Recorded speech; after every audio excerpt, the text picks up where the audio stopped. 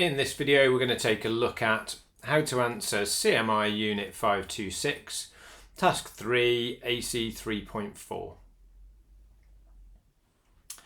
So let's have a look. Final question on this assessment says, assess the need to adapt leadership approaches to meet changing needs.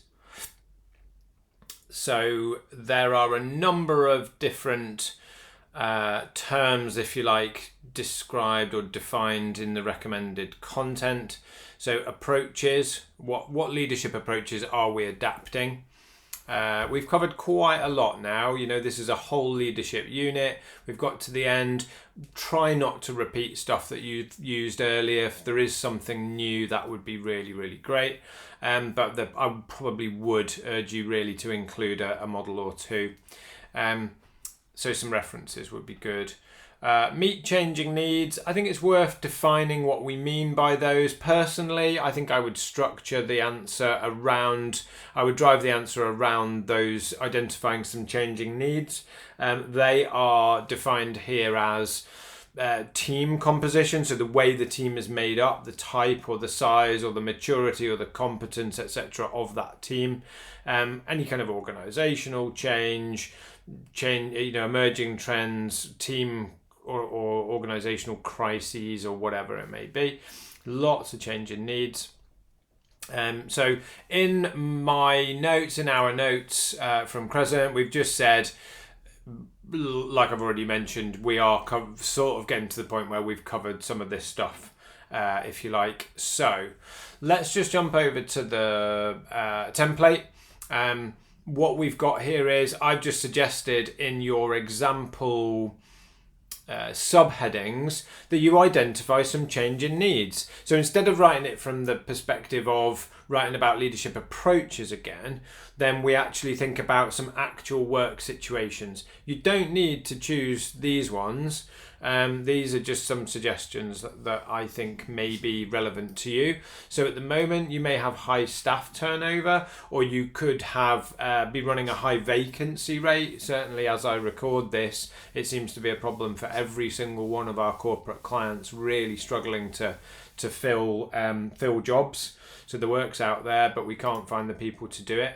Or maybe a changing need is changes in the external environment. It could be a political change, a market change, something like AI's come along and fundamentally change the way, starting to change the way that your business is going to have to operate, or your team, etc.